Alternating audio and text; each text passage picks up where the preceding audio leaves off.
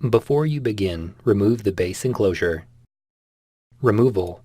Disconnect the battery cable from its connector on the motherboard. Using minimal force, lift the locking bar up on the support board ZIF connector and disconnect the support board ribbon cable from the support board. Remove the two 2.5 mm P1 Phillips head screws that secure the support board to the motherboard.